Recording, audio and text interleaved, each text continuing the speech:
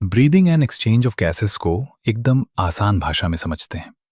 सबसे पहले तो ये समझो कि हम सांस लेते क्यों हैं। असल में हमारी बॉडी को एनर्जी चाहिए होती है और ये एनर्जी हमें ग्लूकोज, अमीनो एसिड्स और फैटी एसिड जैसे मॉलिक्यूल्स को तोड़कर मिलती है। इस तोड़ने के प्रोसेस यानी कैटाबॉलिक रिएक्शंस के लिए ऑक्सीजन O2 की लगातार ज़रूरत पड़ती है।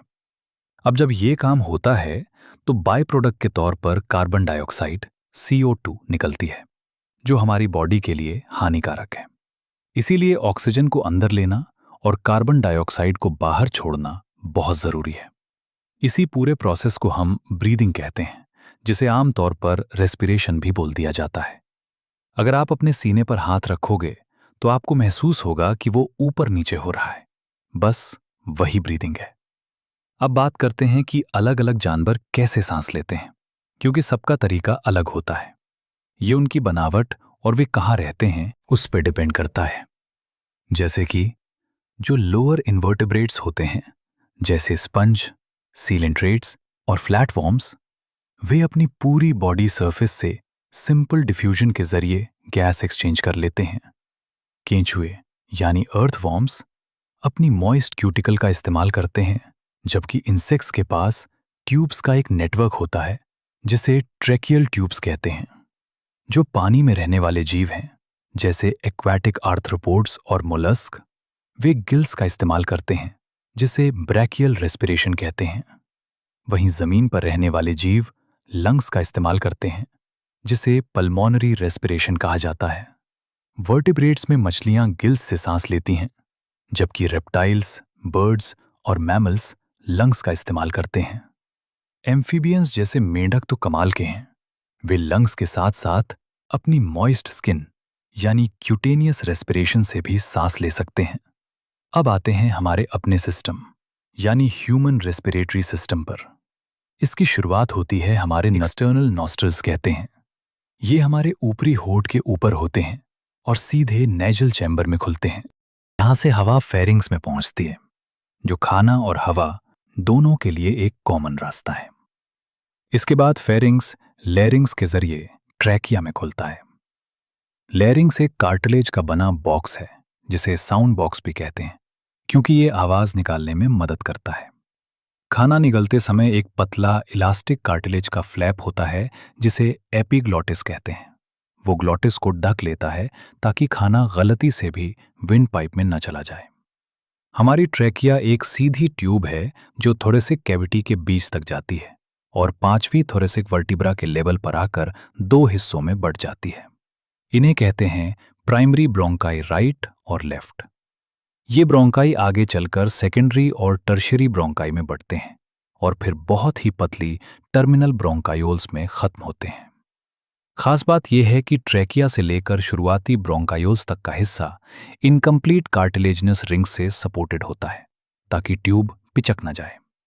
हर टर्मिनल ब्रोंकायोल के आखिर में बहुत सारी बहुत पतली इररेगुलर दीवारों वाली थैली जैसी स्ट्रक्चर्स होती हैं, जिन्हें एल्वियोली कहते हैं। ब्रोंकाई, ब्रोंकियोल्स और एल्वियोली का ये पूरा नेटवर्क मिलकर हमारे फेफड़ों यानी लंग्स को बनाता है। हमारे पास 2 फेफड़े हैं जो एक डबल लेयर्ड प्लूरा से ढके होते हैं। इन दोनों लेयर्स के बीच में प्लूरल फ्लूइड भरा होता है जो फेफड़ों की सतह पर फ्रिक्शन को कम करता है।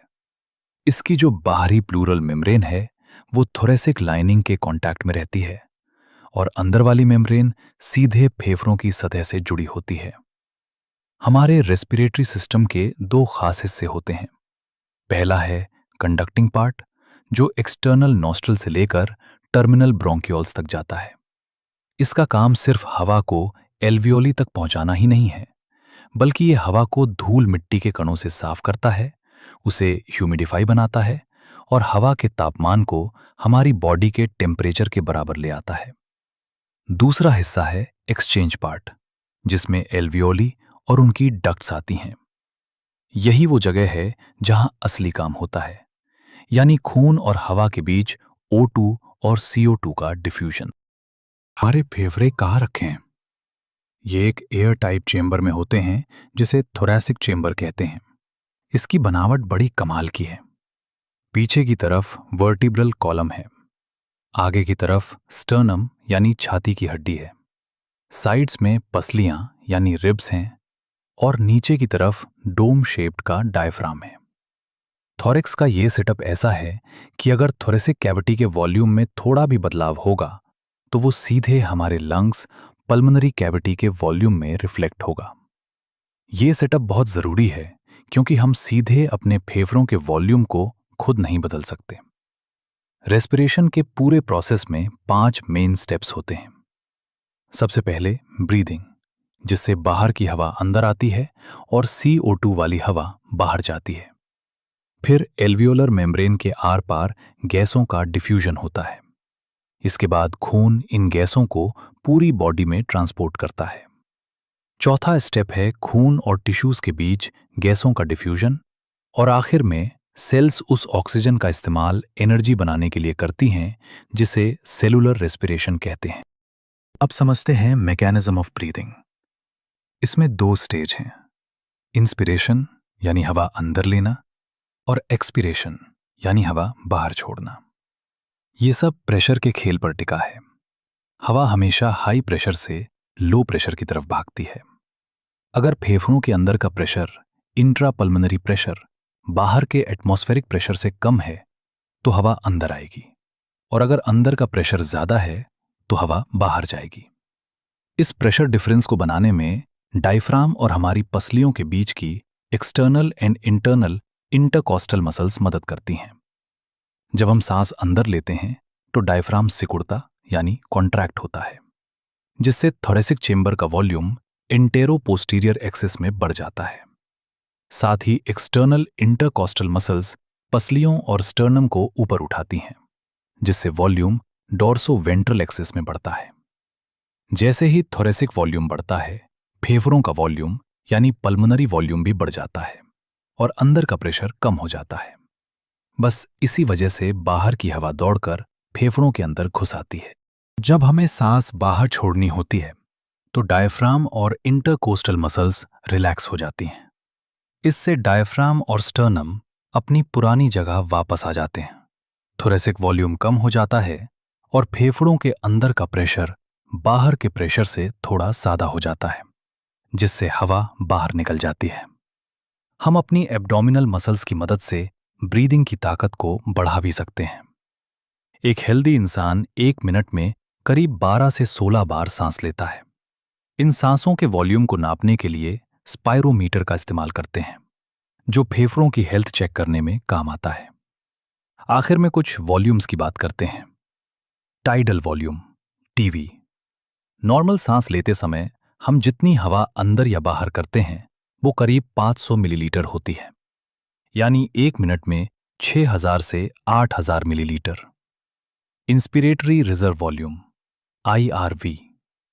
नॉर्मल सांस के बाद अगर हम पूरी ताकत लगाकर और हवा अंदर खींचें तो वो करीब 2500 से 3000 मिलीलीटर होती है।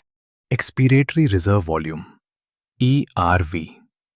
नॉर्मल सांस छोड़ने के बाद अगर पूरी ताकत लगाकर और हवा बाहर निकालें तो वो करीब 1000 से 1100 मिलीलीटर होती है। इन सब वॉल्यूम्स को समझकर हम अपनी बॉडी की ब्रीदिंग कैपेसिटी का अंदाजा लगा सकते हैं। हमने जो वॉल्यूम्स पढ़े उनके अलावा एक और बहुत जरूरी वॉल्यूम है, रेजिडुअल वॉल्यूम, RV।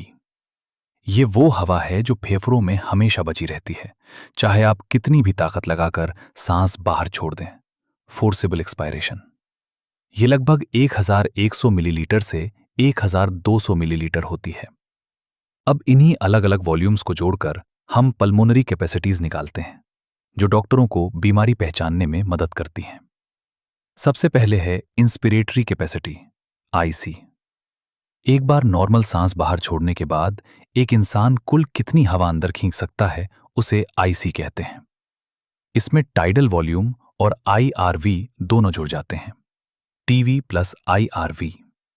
इसी तरह एक्सपीरेटरी कैपेसिटी EC है, यानी नॉर्मल सांस अंदर लेने के बाद आप कुल कितनी हवा बाहर निकाल सकते हैं, TV प्लस ERV। इसके बाद आता है functional residual capacity, FRC। Normal सांस छोड़ने के बाद फेफड़ों में जो हवा बच जाती है उसे FRC कहते हैं, जिसमें ERV और रेजिडुअल वॉल्यूम शामिल होते हैं। फिर आती है वाइटल कैपेसिटी, VC। ये हवा का वो मैक्सिमम वॉल्यूम है जो एक इंसान पूरी ताकत से सांस छोड़ने के बाद अंदर ले सकता है या पूरी ताकत से सांस अंदर लेने के बाद बाहर छोड़ सकता है। इसमें ERV, TV और IRV तीनों आ जाते हैं। और आखिर में है टोटल लंग कैपेसिटी, TLC, यानी पूरी ताकत लगाकर सांस खींचने के बाद फेफड़ों में कुल कितनी हवा समा सकती है। इसमें सारे वॉल्यूम्स शामिल हैं, RV plus ERV plus TV plus IRV, जिसे हम vital capacity plus residual volume भी कह सकते हैं। अब बात करते हैं असली प्रोसेस की, यानी एक्सचेंज ऑफ गैसेस। गैसों का एक्सचेंज मेनली एल्वियोली में होता है, लेकिन ये खून और टिश्यूज के बीच भी चलता है। ये पूरा खेल सिंपल डिफ्यूजन पर टिका है, जो प्रेशर या कॉन्सेंट्रेशन के ग्रेडियंट पर काम करता है।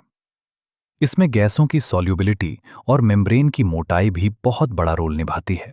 गैसों के मिक्सचर में एक अकेली गैस जो प्रेशर डालती है उसे पार्शियल प्रेशर कहते हैं। ऑक्सीजन के लिए इसे PO2 और कार्बन डाइऑक्साइड के लिए PCO2 लिखते हैं। अगर हम NCERT की टेबल देखें तो हवा में PO2 159 मिलीमीटर Hg है, लेकिन एल्वियोली में ये 104 मिलीमीटर Hg रह जाती है। वहीं डीऑक्सीजनेटेड ब्लड में ये सिर्फ 40 मिलीमीटर Hg होती है, इसीलिए ऑक्सीजन एल्वियोली से खून में चली जाती है। ऑक्सीजनेटेड ब्लड में PO2 95 मिलीमीटर Hg होती है, जो टिश्यूज में पहुंचकर 40 मिलीमीटर Hg रह जाती है। कार्बन डाइऑक्साइड का मामला एकदम उल्टा है।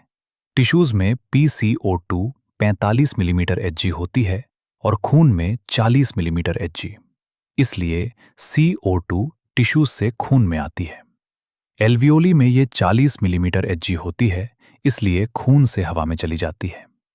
यहाँ एक बहुत ही जरूरी बात याद रखना, कार्बन डाइऑक्साइड की सॉल्युबिलिटी ऑक्सीजन के मुकाबले 20 से 25 गुना ज्यादा होती है।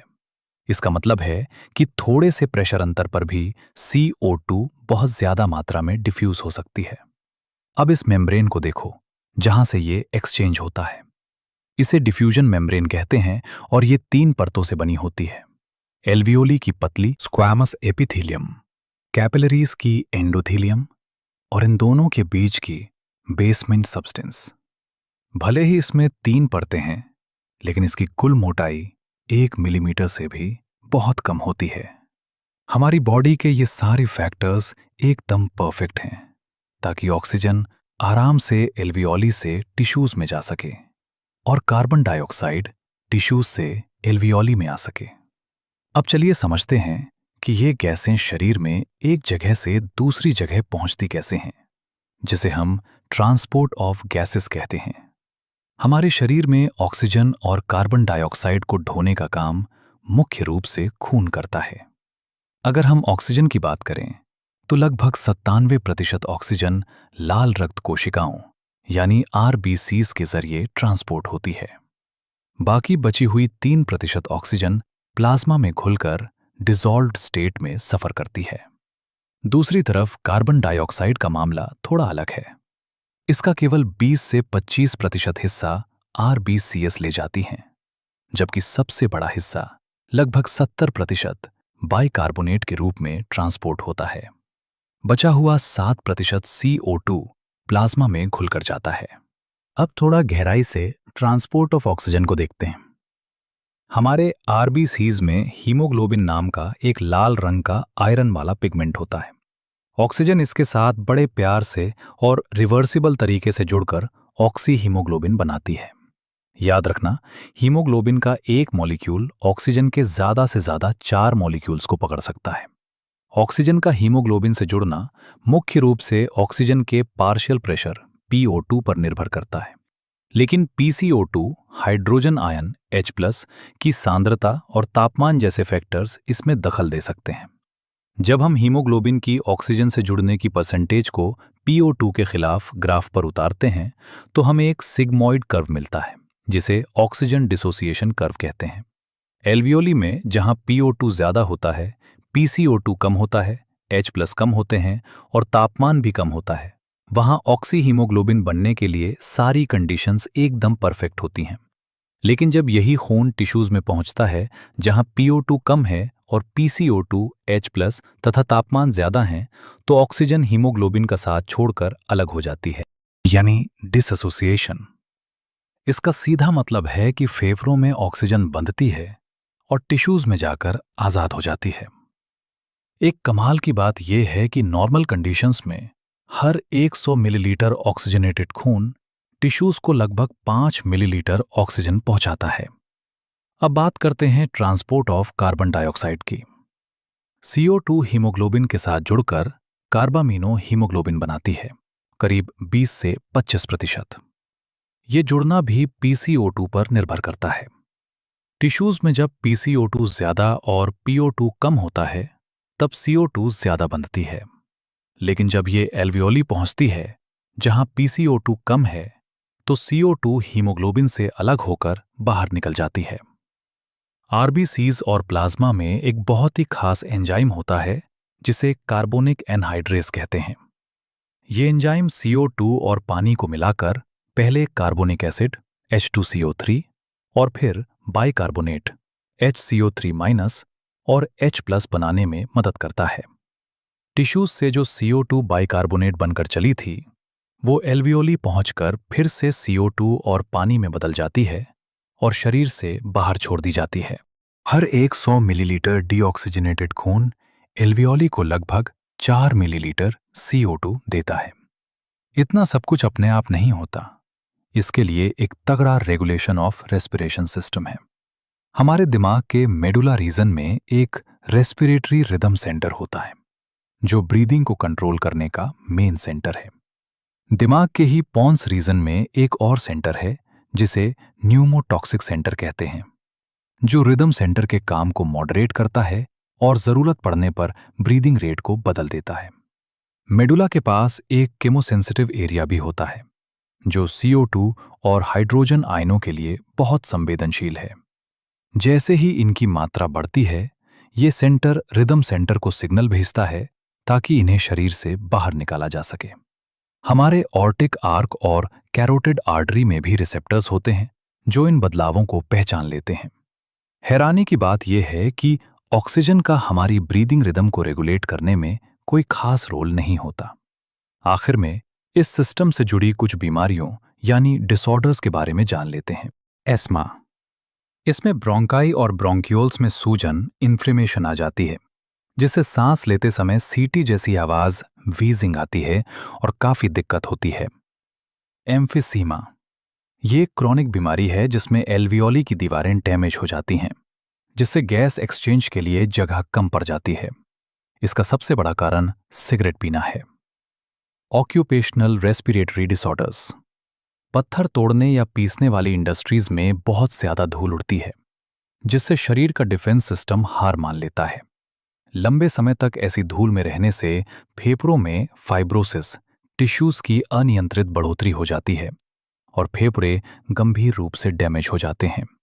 इसीलिए ऐसे मजदूरों को हमेशा मास्क पहनना चाहिए। ब्रीदिंग के बाद बात करते हैं बॉडी फ्लूइड्स एंड सर्कुलेशन की। देखो, हमारी बॉडी की हर सेल को जिंदा रहने के लिए न्यूट्रिएंट्स, ऑक्सीजन और दूसरे जरूरी सामान की जरूरत होती है। साथ ही काम के दौरान जो कचरा या हानिकारक चीजें बनती हैं, उन्हें भी बाहर निकालना पड़ता है।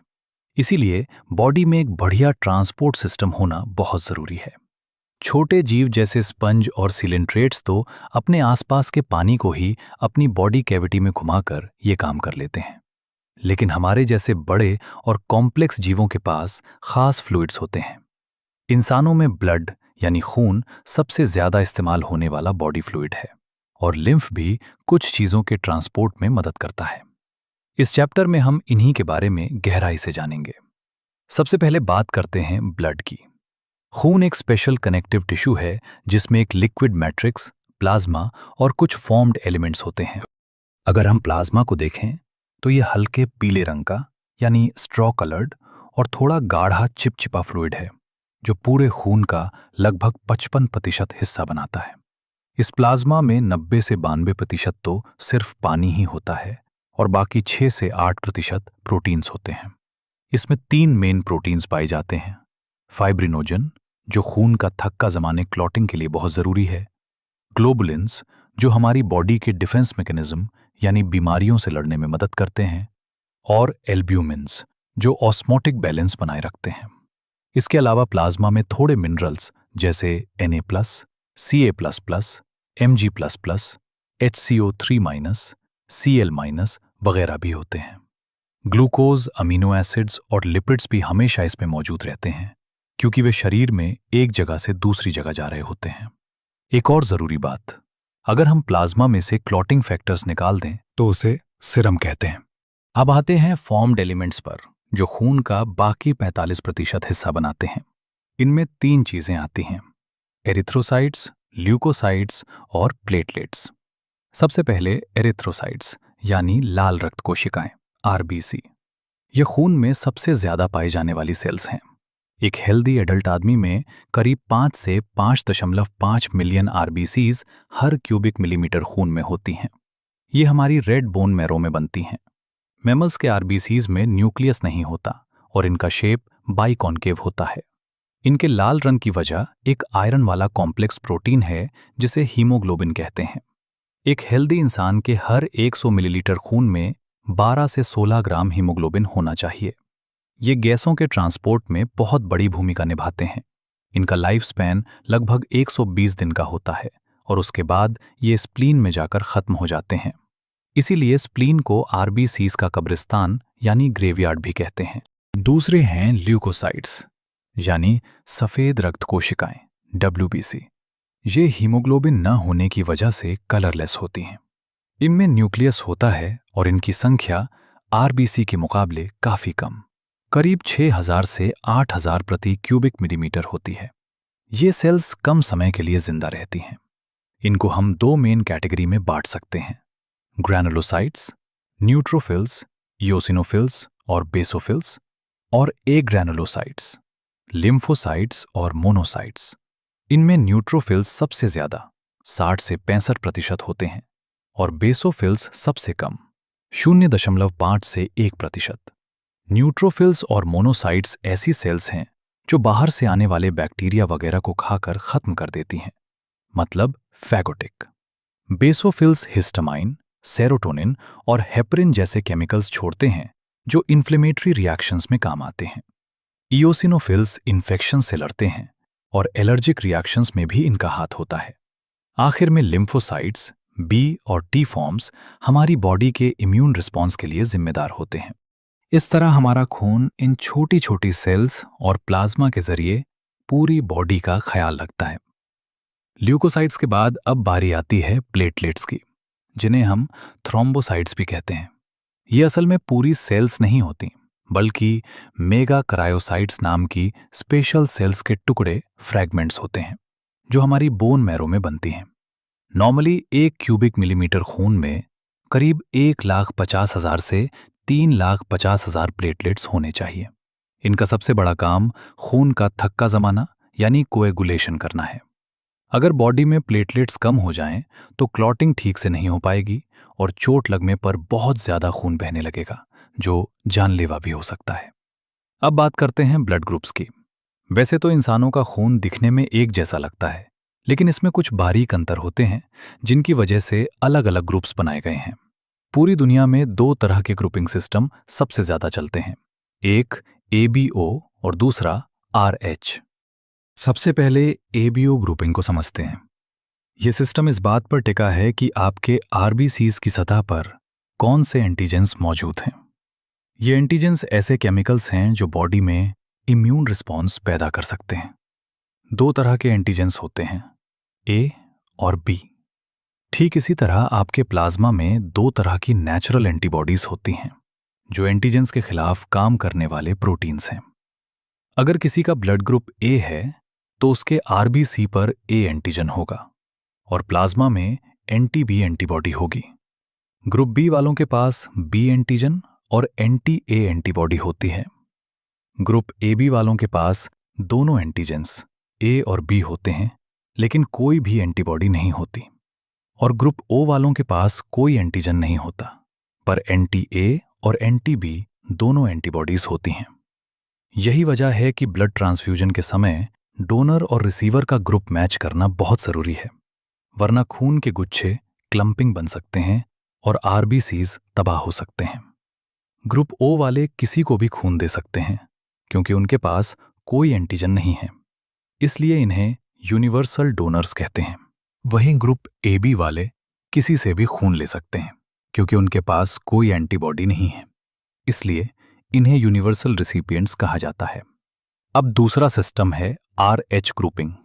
करीब 80% इंसानों के आरबीसीज पर एक और एंटीजन मिलता है जिसे RH एंटीजन कहते हैं, जो बिल्कुल वैसा ही है जैसा रीसस बंदरों में मिला था। जिनके पास ये है वे RH पॉजिटिव RH+V कहलाते हैं, और जिनके पास नहीं है वे RH नेगेटिव। ट्रांसफ्यूजन से पहले इसे भी मैच करना जरूरी है।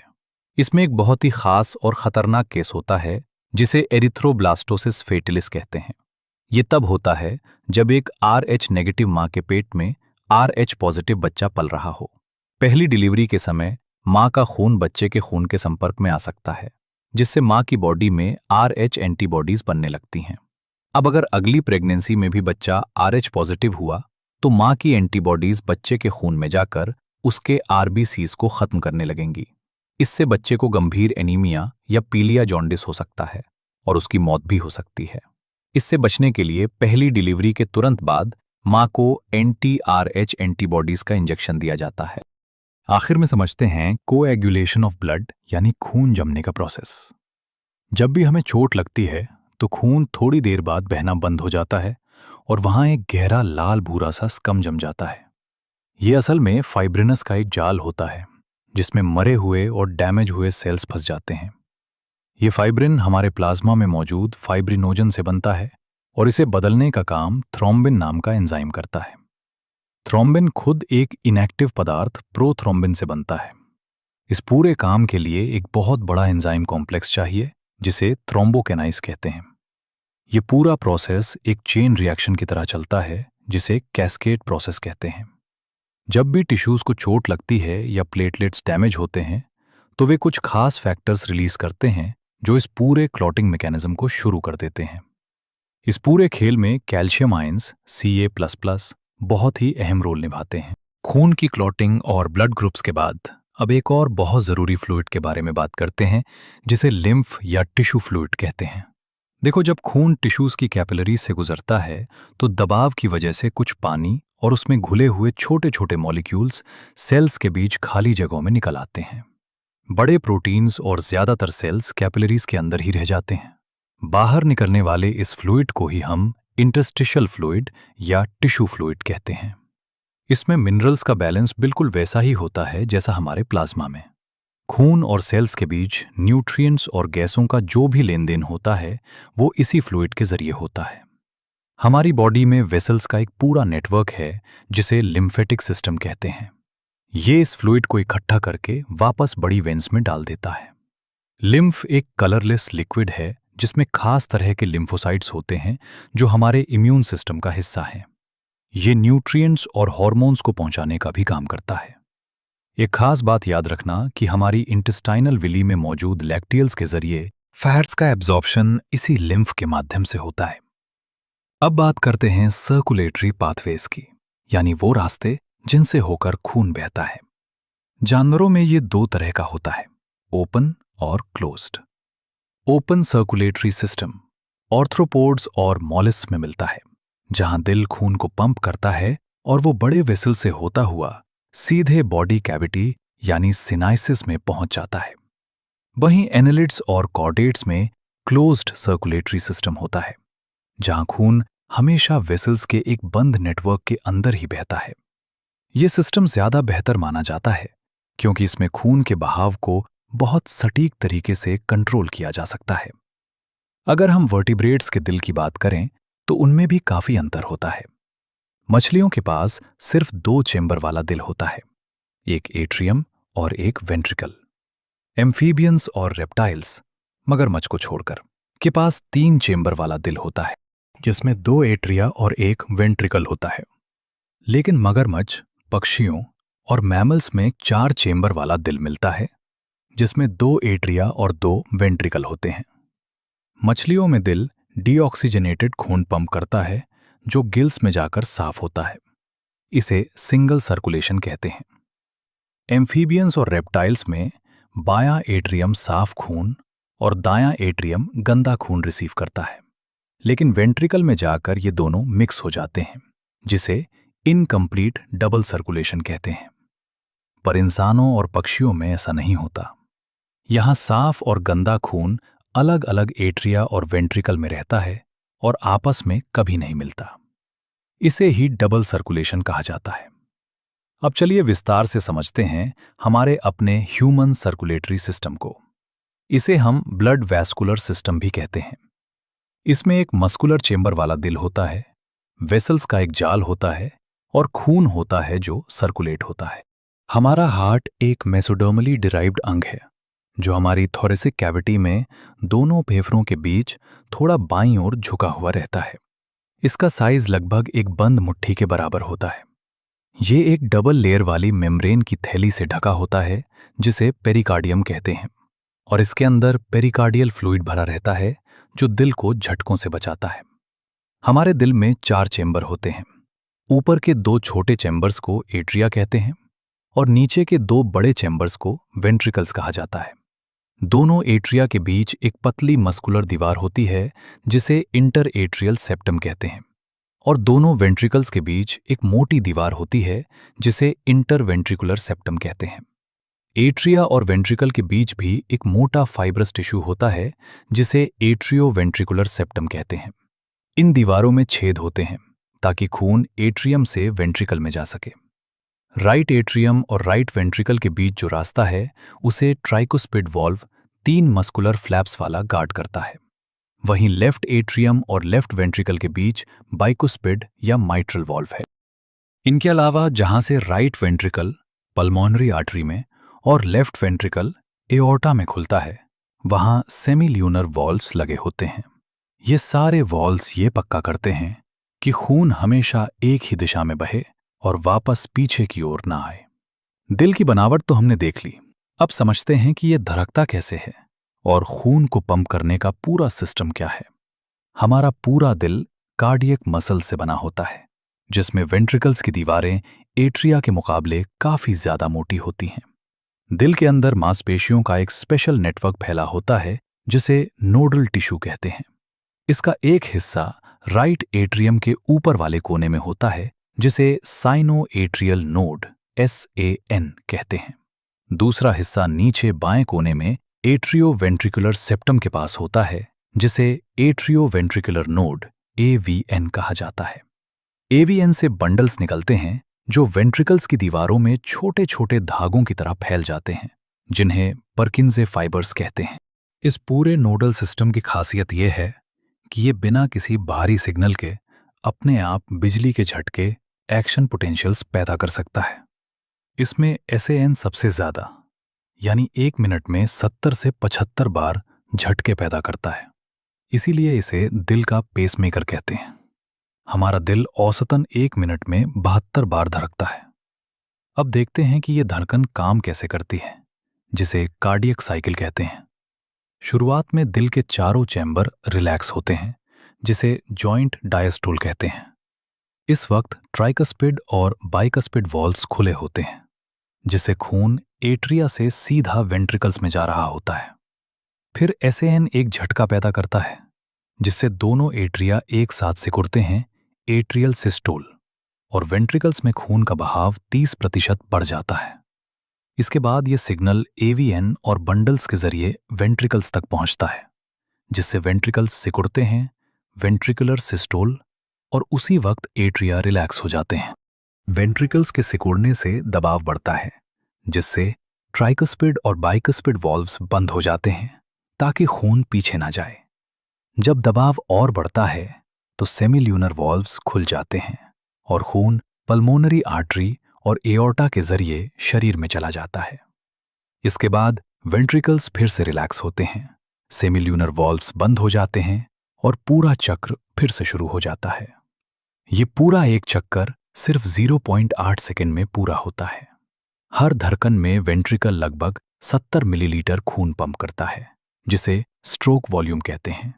अगर हम इस स्ट्रोक वॉल्यूम को हार्ट रेट से गुणा कर दें तो हमें कार्डियक आउटपुट मिलता है, जो एक हेल्दी इंसान में लगभग 5 लीटर प्रति मिनट होता है। मजे की बात यह है कि एथलीट्स का कार्डियक आउटपुट आम लोगों से बहुत ज्यादा हो सकता है।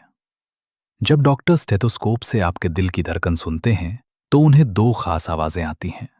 पहली लूब, जो ट्राइकस्पिड और बाइकस्पिड वॉल्व्स के बंद होने से आती है, और दूसरी डब, जो सेमील्यूनर वॉल्व्स के बंद होने पर सुनाई देती है। ये आवाजें दिल की सेहत बताने के लिए बहुत जरूरी होती हैं। इसके बाद आता है इलेक्ट्रोकार्डियोग्राम, ईसीजी। आपने टीवी पर देखा होगा कि मरीज के पास एक मशीन होती है जो पिप पिप पी की आवाज करती है। ईसीजी असल में दिल की धड़कन के दौरान होने वाली इलेक्ट्रिकल एक्टिविटी का एक ग्राफ है। डॉक्टर इसे देखने के लिए मरीज के शरीर पर लीड्स लगाते हैं, जिससे दिल की काम करने की क्षमता का सटीक अंदाजा लगाया जा सकता है। ईसीजी के ग्राफ में जो उतार चढ़ाव हमें दिखते हैं, उन्हें समझने के लिए हमें 3 खास वेव्स पर ध्यान देना होता है। सबसे पहले आती है पी वेव, जो ये बताती है कि एट्रिया एक्साइटेड हो रहे हैं या डीपोलराइज हो रहे हैं, जिसका मतलब है कि अब दोनों एट्रिया सिकुड़ने वाले हैं। इसके बाद आता है क्यूआरएस कॉम्प्लेक्स, जो वेंट्रिकल्स के डीपोलराइजेशन को दिखाता है। जैसे ही क्यू वेव शुरू होती है, उसके तुरंत बाद वेंट्रिकल्स सिकुड़ना शुरू कर देते हैं, यानी सिस्टोल की शुरुआत हो जाती है। आखिर में आती है टी वेव, जो वेंट्रिकल्स के वापस अपनी नॉर्मल रिलैक्स स्टेट में आने यानी रीपोलराइजेशन को दिखाती है। टी वेव का खत्म होना मतलब वेंट्रिकुलर सिस्टोल का खत्म होना। अगर हम एक तय समय में क्यूआरएस कॉम्प्लेक्स की गिनती कर लें तो हमें इंसान की हार्ट रेट का पता चल जाता है। अगर इस ग्राफ के शेप में कोई भी बदलाव आता है तो डॉक्टर समझ जाते हैं कि दिल के काम करने में कोई गड़बड़ी है। अब बात करते हैं डबल सर्कुलेशन की। हमारे शरीर में खून 2 अलग अलग रास्तों से होकर गुजरता है। दायां वेंट्रिकल डीऑक्सीजनेटेड खून को पल्मोनरी आर्टरी में पंप करता है, जो फेफड़ों में जाकर साफ होता है और फिर पल्मोनरी वेन्स के जरिए वापस लेफ्ट एट्रियम में आ जाता है। इसे पल्मोनरी सर्कुलेशन कहते हैं। दूसरी तरफ बायां वेंट्रिकल साफ खून को एओर्टा में भेजता है, जो आर्टरीज और कैपिलरीज के जरिए पूरे शरीर के टिश्यूज तक पहुंचता है। वहां से गंदा खून वेन्स के जरिए इकट्ठा होकर वापस राइट एट्रियम में आ जाता है। इसे सिस्टमिक सर्कुलेशन कहते हैं। ये सिस्टम न्यूट्रिएंट्स और ऑक्सीजन पहुंचाने के साथ साथ कचरा बाहर निकालने का काम भी करता है। एक बहुत ही खास कनेक्शन हमारे डाइजेस्टिव ट्रैक्ट और लीवर के बीच होता है, जिसे हेपेटिक पोर्टल सिस्टम कहते हैं। इसमें खून लीवर से होकर गुजरता है ताकि न्यूट्रिएंट्स को प्रोसेस किया जा सके। इसके अलावा हमारे दिल की अपनी मांसपेशियों को खून पहुंचाने के लिए एक अलग कोरोनरी सिस्टम भी होता है। इस पूरे सिस्टम को कंट्रोल कौन करता है? हमारा दिल ऑटो एक्साइटेबल है, यानी ये अपनी धड़कन खुद पैदा करता है, इसीलिए इसे मायोजेनिक कहते हैं। लेकिन दिमाग का एक हिस्सा, जिसे मेडुला ऑब्लोंगेटा कहते हैं, ऑटोनॉमिक नर्वस सिस्टम एएनएस के जरिए इसे कम या ज्यादा कर सकता है। जब सिंपैथेटिक नर्व से सिग्नल आता है तो दिल की धड़कन और कार्डियक आउटपुट बढ़ जाता है। वहीं पैरासिम्पैथेटिक नर्व्स धड़कन को कम कर देती हैं। हमारे एड्रेनल ग्लैंड से निकलने वाले हार्मोन्स, एड्रेनल मेडुलरी हार्मोन्स, भी कार्डियक आउटपुट को बढ़ा सकते हैं। आखिर में देखते हैं डिसऑर्डर्स ऑफ सर्कुलेटरी सिस्टम, यानी इस सिस्टम की बीमारियां। सबसे कॉमन है high blood pressure, hypertension. Normal blood pressure 120/80 होता है। अगर ये बार बार 140/90 या उससे ज्यादा आता है तो ये दिल के साथ साथ दिमाग और किडनी को भी नुकसान पहुंचा सकता है। दूसरी बीमारी है कोरोनरी आर्टरी डिसीज, CAD, जिसे एथेरोस्क्लेरोसिस भी कहते हैं। इसमें दिल की आर्टरीज के अंदर कैल्शियम, फैट और कोलेस्ट्रॉल जमा हो जाता है, जिससे खून का रास्ता संकरा हो जाता है। इसके बाद आता है एंजाइना, जिसे एंजाइना पेक्टोरिस भी कहते हैं। इसमें सीने में तेज दर्द होता है क्योंकि दिल की मांसपेशियों तक पर्याप्त ऑक्सीजन नहीं पहुंच पाती। ये किसी भी उम्र में हो सकता है, पर बड़ों में ज्यादा दिखता है। एक और कंडीशन है हार्ट फेलियर। इसका मतलब है कि दिल शरीर की जरूरत के हिसाब से खून पंप नहीं कर पा रहा है। इसे कभी कभी कॉन्जेस्टिव हार्ट फेलियर भी कहते हैं, क्योंकि इसमें फेफड़ों में जमाव कॉन्जेंशन हो जाता है। ध्यान रखना, हार्ट फेलियर कार्डियक अरेस्ट जब दिल धड़कना बंद कर दे, या हार्ट अटैक जब अचानक खून की सप्लाई रुकने से दिल की मांसपेशी डैमेज हो जाए, से अलग होता है। सर्कुलेशन के बाद अब बात करते हैं अगले इंपॉर्टेंट लाइफ प्रोसेस की, जो है excretory products and there elimination. देखो, जब हमारी बॉडी में मेटाबॉलिज्म चलता है या हम कुछ खाते पीते हैं, तो शरीर में ammonia, urea, uric acid, carbon dioxide, पानी और कुछ आयंस जैसे Na+, K+, Cl-, फॉस्फेट और सल्फेट जमा होने लगते हैं। इन सब चीजों को शरीर से बाहर निकालना बहुत जरूरी है, खासकर उन नाइट्रोजन वाले कचरे को जो बॉडी के लिए जहरीले हो सकते हैं। जानवरों में मुख्य रूप से 3 तरह का नाइट्रोजन वाला कचरा निकलता है: अमोनिया, यूरिया और यूरिक एसिड। इनमें अमोनिया सबसे ज्यादा जहरीला होता है और इसे बाहर निकालने के लिए बहुत ज्यादा पानी की जरूरत पड़ती है।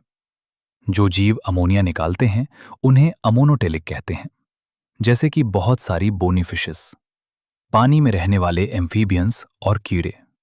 अमोनिया बड़ी आसानी से पानी में घुल जाता है और गिल्स या बॉडी सरफेस से डिफ्यूजन के जरिए बाहर निकल जाता है। इसमें किडनी का कोई खास रोल नहीं होता। दूसरी तरफ जो जीव जमीन पर रहते हैं उन्हें पानी बचाना होता है, इसलिए वे कम जहरीला कचरा निकालते हैं। मैमल्स, कई टेरेस्ट्रियल एम्फीबियंस और समुद्री मछलियां मुख्य रूप से यूरिया निकालते हैं और इन्हें यूरियोटेलिक कहते हैं। इनमें लीवर के अंदर अमोनिया को यूरिया में बदल दिया जाता है, जिसे खून के जरिए किडनी तक पहुंचाया जाता है और फिर यूरिन के रास्ते बाहर निकाल दिया जाता है। वहीं पक्षी, रेप्टाइल्स, जमीन पर रहने वाले स्नेल्स और कीड़े सबसे कम जहरीला कचरा यानी यूरिक एसिड निकालते हैं। ये एक पेस्ट यानी पैलेट के रूप में निकलता है, ताकि पानी का नुकसान कम से कम हो। इन्हें यूरिकोटेलिक कहा जाता है। अगर हम पूरे एनिमल किंगडम पर नजर डालें तो कचरा बाहर निकालने के लिए अलग अलग अंगों, एक्सक्रीटरी स्ट्रक्चर्स का विकास हुआ है। ज्यादातर इनवर्टिब्रेट्स में ये अंग बहुत ही सिंपल ट्यूब जैसे होते हैं, जबकि वर्टिब्रेट्स में कॉम्प्लेक्स किडनीज मिलती हैं। प्लेटीहेल्मिन्थेस फ्लैटफॉर्म्स में खास सेल्स होती हैं, जिन्हें फ्लेम सेल्स या प्रोटोनेफ्रीडिया कहते हैं। ये ऑस्मो रेगुलेशन में मदद करती हैं। केंचुओं में नेफ्रीडिया मिलते हैं, जबकि कीड़ों जैसे कॉकरोच में मालपिगियन ट्यूबल्स कचरा साफ करने का काम करते हैं। झींगा मछली, प्रॉन्स जैसे क्रस्टेशियंस में एंटेनल ग्लैंड्स या ग्रीन ग्लैंड्स ये जिम्मेदारी निभाते हैं। अब डिटेल में समझते हैं ह्यूमन एक्सक्रीटरी सिस्टम को। हमारे पास एक जोड़ी पेयर किडनी होती है, एक जोड़ी यूरिटर्स होते हैं, एक यूरिनरी ब्लैडर होता है और एक यूरुथ्रा होता है। हमारी किडनी लाल भूरे रंग की और सेम के बीज बीन शेप्ड जैसी होती है। ये हमारी एब्डोमिनल कैविटी में पीछे की तरफ आखिरी थोरेसिक T12 और तीसरी लंबर L3 वर्टिब्रा के बीच स्थित होती हैं। एक एडल्ट की किडनी लगभग 10 से 12 सेंटीमीटर लंबी, 5 से 7 सेंटीमीटर चौड़ी और 2 से 3 सेंटीमीटर मोटी होती है और इसका वजन करीब 120 से 170 ग्राम के बीच होता है। किडनी के अंदरूनी हिस्से की ओर एक गड्ढा होता है जिसे हाइलम कहते हैं। यहीं से यूरेटर, खून की नसें और नर्व्स अंदर जाती हैं। हाइलम के ठीक अंदर एक चौड़ा कीप जैसा हिस्सा होता है जिसे रीनल पेल्विस कहते हैं, जिसमें से कुछ प्रोजेक्शंस निकलते हैं जिन्हें कैलिकेस कहा जाता है। किडनी की बाहरी परत काफी सख्त होती है, जिसे कैप्सूल कहते हैं। अंदर किडनी 2 हिस्सों में बटी होती है, बाहर वाला कॉर्टेक्स और अंदर वाला मेडुला। मेडुला कुछ शंक्वाकार कॉर्न शेप्ड हिस्सों में बटा होता है, जिन्हें मेडुलर पिरामिड्स कहते हैं। कॉर्टेक्स इन पिरामिड्स के बीच में धंसा रहता है, जिसे कॉलम्स ऑफ बर्टिनी कहा जाता है। हर किडनी के अंदर लगभग 10 लाख बहुत ही बारीक और घुमावदार ट्यूब्स होती हैं, जिन्हें नेफ्रॉन्स कहते हैं। नेफ्रॉन ही किडनी की असली फंक्शनल यूनिट है। हर नेफ्रॉन के 2 हिस्से होते हैं, ग्लोमेरुलस और रीनल ट्यूबल। ग्लोमेरुलस असल में पतली कैपिलरीज का एक गुच्छा है जो एफरेंट आर्टीरियोल से बनता है। ये ग्लोमेरुलस एक कप जैसी स्ट्रक्चर के अंदर बंद रहता है जिसे बॉमन कैप्सूल कहते हैं। इन दोनों को मिलाकर मल्पीघियन बॉडी या रीनल कॉर्पस्कल कहा जाता है। बोमैन्स कैप्सूल के बाद ट्यूब काफी ज्यादा घुमावदार हो जाती है, जिसे प्रॉक्सिमल कन्वोल्यूटेड ट्यूबुल पीसीटी कहते हैं। इसके बाद बालों की पिन जैसा दिखने वाला हेनेल्स लूप आता है, जिसमें नीचे जाने वाला डिसेंडिंग और ऊपर जाने वाला एस्केंडिंग हिस्सा होता है। इसके बाद फिर से एक घुमावदार हिस्सा आता है, जिसे डिस्टल कन्वोल्यूटेड ट्यूबल डीसीटी कहते हैं। आखिर में बहुत सारे नेफ्रॉन्स की ये ट्यूब्स एक बड़ी कलेक्टिंग डक्ट में जाकर खुल जाती हैं। नेफ्रॉन का ज्यादातर हिस्सा कॉर्टेक्स में होता है, लेकिन हेनले लूप मेडुला के अंदर तक जाता है। कुछ नेफ्रॉन्स में ये लूप बहुत छोटा होता है, जिन्हें कॉर्टिकल नेफ्रॉन्स कहते हैं, जबकि कुछ में ये काफी लंबा और मेडुला में बहुत गहराई तक जाता है, जिन्हें जक्स्टा मेडुलर नेफ्रॉन्स कहा जाता है। हेनले लूप के साथ साथ एक पतली खून की नस भी चलती है, जिसे वासा रेक्टा कहते हैं। अब समझते हैं कि ये नेफ्रॉन्स आखिर काम कैसे करते हैं, जिसे हम यूरिन फॉर्मेशन कहते हैं। इसके 3 मेन स्टेप्स होते हैं: अल्ट्राफिल्ट्रेशन, सिलेक्टिव रीअब्जॉर्प्शन और सिक्रीशन। सबसे पहले बात करते हैं ग्लोमेरुलर फिल्ट्रेशन की। यह पहला स्टेप है जहां खून को साफ किया जाता है। हमारी दोनों किडनियां मिलकर 1 मिनट में लगभग 1100 से 1200 मिलीलीटर खून फिल्टर करती हैं, जो कि हमारे दिल द्वारा 1 मिनट में पंप किए गए कुल खून कार्डियक आउटपुट का करीब 1/5 हिस्सा है। जब खून ग्लोमेरुलस की कैपिलरीज से गुजरता है, तो वहां के हाई प्रेशर की वजह से फिल्ट्रेशन शुरू होता है।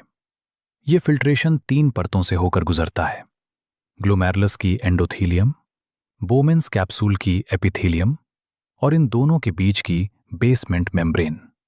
बोमेन्स कैप्सूल की सेल्स, जिन्हें पोडोसाइट्स कहते हैं, एक खास तरीके से सजी होती हैं, जिससे उनके बीच बहुत छोटे छोटे छेद रह जाते हैं, जिन्हें फिल्ट्रेशन स्लिट्स या स्लिट पोर्स कहते हैं। यहाँ खून इतनी बारीकी से फिल्टर होता है कि प्लाज्मा के प्रोटीन्स को छोड़कर बाकी सारा सामान बोमेन्स कैप्सूल की कैविटी में आ जाता है। इसीलिए इसे अल्ट्रा फिल्ट्रेशन कहते हैं। किडनी 1 मिनट में जितना फिल्ट्रेट बनाती है, उसे ग्लोमेरुलर फिल्ट्रेशन रेट GFR कहते हैं, जो एक हेल्दी इंसान में 125 मिलीलीटर प्रति मिनट या 180 लीटर प्रतिदिन होता है। अब सोचो, बनता 180 लीटर है, पर हम पेशाब सिर्फ 1.5 लीटर के आसपास करते हैं। इसका मतलब है कि 99% फिल्ट्रेट को वापस सोख लिया जाता है, जिसे रीएब्जॉर्प्शन कहते हैं। किडनी के पास GFR को रेगुलेट करने के लिए एक खास सिस्टम है, जिसे जेक्स्टा ग्लोमेरुलर अपरेटस JGA कहते हैं। ये DCT और एफरेंट आर्टेरियोल के मिलने वाली जगह पर सेल्स के मॉडिफिकेशन से बनता है। अगर कभी GFR गिरता है, तो यहाँ की JG सेल्स रेनिन रिलीज करती हैं, जो GFR को वापस नॉर्मल कर देता है। अब देखते हैं कि ट्यूब के अलग अलग हिस्सों में क्या क्या होता है। सबसे पहले प्रॉक्सिमल कन्वोल्टेड ट्यूब्यूल PCT की बात करते हैं। यहाँ simple cuboidal brush powder epithelium होती है, जो सोखने के लिए जगह बढ़ा देती है। लगभग 70 से 80% इलेक्ट्रोलाइट्स और पानी यहीं सोख लिए जाते हैं। ग्लूकोज और अमीनो एसिड जैसे जरूरी न्यूट्रिएंट्स भी पूरी तरह यहीं वापस ले लिए जाते हैं। साथ ही ये हाइड्रोजन H+, अमोनिया और पोटेशियम आयंस को सिक्रीट करके और बाइकार्बोनेट को सोखकर बॉडी का pH और आयनिक बैलेंस बनाए रखती है। इसके बाद आता है हेनल्स लूप। इसका जो नीचे जाने वाला हिस्सा डिसेंडिंग लिम्ब है, वो पानी के लिए तो परमिएबल है, लेकिन इलेक्ट्रोलाइट्स को नहीं जाने देता, जिससे फिल्ट्रेट नीचे जाते जाते गाढ़ा हो जाता है। वहीं ऊपर जाने वाला हिस्सा स्कैंडिंग लिम्ब पानी के लिए इम्परमेबल है, लेकिन इलेक्ट्रोलाइट्स को एक्टिवली या पैसिवली बाहर जाने देता है। इसकी वजह से जैसे जैसे फिल्ट्रेट ऊपर जाता है, वो वापस पतला डाइल्यूट होने लगता है। अगला हिस्सा है डिस्टल कन्वोल्यूटेड ट्यूबुल DCT। यह कंडीशनल रीअब्जॉर्प्शन होता है, यानी जरूरत पड़ने पर सोडियम Na+ और पानी को सोखा जाता है। ये बाइकार्बोनेट HCO3- को सोखने और हाइड्रोजन, पोटेशियम और अमोनिया को चुन चुन कर खून से फिल्ट्रेट में डालने सिलेक्टिव सिक्रीशन का काम भी करता है ताकि खून का बैलेंस बना रहे। आखिर में आती है कलेक्टिंग डक्ट। ये कॉर्टेक्स से लेकर मेडुला के गहरे हिस्से तक फैली होती है। यहां से बहुत बड़ी मात्रा में पानी सोखा जा सकता है ताकि यूरिन को एकदम गाढ़ा कॉन्सेंट्रेट बनाया जा सके। ये मेडुलरी इंटरस्टिशियल फ्लूइड की ऑस्मोलैरिटी बनाए रखने के लिए थोड़ा सा यूरिया भी बाहर निकालती है। ये भी पीएच बैलेंस में बड़ा रोल निभाती है। किडनी यूरिन कैसे बनाती है ये तो हमने देख लिया, पर अब सबसे कमाल की बात समझते हैं कि मैमल्स के पास यूरिन को गाढ़ा कॉन्सेंट्रेट करने की जो पावर होती है वो आती कहां से है। इसमें सबसे बड़ा रोल होता है हेनल्स लूप और वासा रेक्टा का। इस पूरे सिस्टम को हम काउंटर करंट मैकेनिज्म कहते हैं। काउंटर करंट का मतलब है कि हेनले लूप की दोनों लिम्स में फिल्ट्रेट का बहाव एक दूसरे से उल्टी दिशा में होता है। ठीक इसी तरह वासा रेक्टा की दोनों भुजाओं में खून का बहाव भी उल्टा होता है। ये दोनों ट्यूब्स एक दूसरे के बहुत पास होती हैं। इस खास बनावट की वजह से किडनी के अंदरूनी हिस्से मेडुलारी इंटरस्टिशियम में ऑस्मोलैरिटी बाहर से अंदर की तरफ बढ़ती जाती है। कॉर्टेक्स में ये सिर्फ 300 मिलीमोल प्रति लीटर होती है, लेकिन मेडुला के सबसे अंदरूनी हिस्से तक पहुंचते पहुंचते ये 1200 मिलीमोल प्रति लीटर तक पहुंच जाती है। ये ऑस्मोलैरिटी मुख्य रूप से दो चीजों की वजह से बढ़ती है, NaCl और यूरिया। हेनले लूप का ऊपर जाने वाला हिस्सा NaCl बाहर निकालता है, जिसे वासा रेक्टा का नीचे जाने वाला हिस्सा सोख लेता है। फिर जब वासा रेक्टा ऊपर जाता है तो वो इस NaCl को वापस इंटरस्टिशियल फ्लूइड में छोड़ देता है। इसी तरह कलेक्टिंग डक्ट से थोड़ा सा यूरिया निकलकर हेनले लूप के पतले हिस्से में जाता है और फिर वापस कलेक्टिंग डक्ट में पहुंचता है। इस पूरे लेन देन की वजह से मेडुला में एक ग्रेडियंट बना रहता है जो कलेक्टिंग डक्ट से पानी को आसानी से खींचने में मदद करता है। इसी मैकेनिज्म की वजह से हम अपनी बॉडी में शुरुआती फिल्ट्रेट के मुकाबले लगभग 4 गुना ज्यादा गाढ़ा यूरिन बना पाते हैं। अब बात करते हैं कि हमारी किडनियों के काम को कंट्रोल कौन करता है। इसका रेगुलेशन एक बहुत ही बारीक फीडबैक सिस्टम से होता है, जिसमें हाइपोथैलेमस, JGA और कभी-कभी हमारा दिल भी शामिल होता है। जब भी बॉडी से ज्यादा पानी निकल जाता है तो हमारे शरीर के ऑस्मोरिसेप्टर्स एक्टिव हो जाते हैं। ये हाइपोथैलेमस को सिग्नल भेजते हैं, जिससे न्यूरोहाइपोफिसिस से एंटी डायूरेटिक हार्मोन ADH या वॉसोप्रेसिन रिलीज होता है। ADH का काम है कि वो नेफ्रॉन के पिछले हिस्सों से पानी को वापस सोख ले, जिससे यूरिन कम बनता है और पानी बच जाता है। जब पानी का लेवल नॉर्मल हो जाता है तो ये सिस्टम अपने आप बंद हो जाता है। एक और सिस्टम है रेनिन एंजियोटेंसिन मैकेनिज्म। जब GFR या ब्लड प्रेशर कम होता है तो JGA की सेल्स रेनिन रिलीज करती हैं। ये रेनिन खून में मौजूद एंजियोटेंसिनोजन को एंजियोटेंसिन 1 और फिर एंजियोटेंसिन 2 में बदल देता है। एंजियोटेंसिन 2 ही ताकतवर नस सिकोड़ने वाला वास्कुनेस्ट्रिक्टर एजेंट है, जो ब्लड प्रेशर बढ़ाकर GFR को नॉर्मल कर देता है। साथ ही यह एड्रीनल कॉर्टेक्स को एल्डोस्टेरॉन रिलीज करने के लिए कहता है, जिससे नेफ्रॉन के DCT वाले हिस्से में सोडियम और पानी का रीएब्सॉर्प्शन बढ़ जाता है। इसके उल्टा जब दिल में ब्लड प्रेशर बहुत ज्यादा बढ़ जाता है तो दिल की दीवारें एट्रियल नेट्रियोपिटिक फैक्टर ANF रिलीज करती हैं, जो नसों को फैला देता है और ब्लड प्रेशर कम कर देता है। यानी ANF system renin angiotensin system पर लगाम लगाकर रखता है। आखिर में आता है मिचुरेशन, यानी यूरिन बाहर निकालने का प्रोसेस। जब यूरिनरी ब्लैडर भर जाता है तो उसकी दीवारें खिंचती हैं, जिससे दिमाग को सिग्नल जाता है। दिमाग वापस सिग्नल भेजता है, जिससे ब्लैडर की मांसपेशियां सिकुड़ती हैं और यूरीथ्रल स्फिंक्टर रिलैक्स हो जाता है, जिससे यूरिन बाहर निकल जाता है। एक हेल्दी एडल्ट दिन भर में 1 से 1.5 लीटर यूरिन निकालता है। यह यूरिन हल्का पीला, थोड़ा एसिडिक, pH 6.0 होता है। औसतन एक दिन में 25 से 30 ग्राम यूरिया बाहर निकलता है। यूरिन की जांच से डायबिटीज, जैसे यूरिन में ग्लूकोज या कीटोन बॉडीज का होना जैसी कई बीमारियों का पता लगाया जा सकता है। किडनी के अलावा हमारे फेफड़े, लीवर और स्किन भी कचरा बाहर निकालने में मदद करते हैं। फेफड़े हर रोज करीब 18 लीटर CO2 और बहुत सारा पानी निकालते हैं।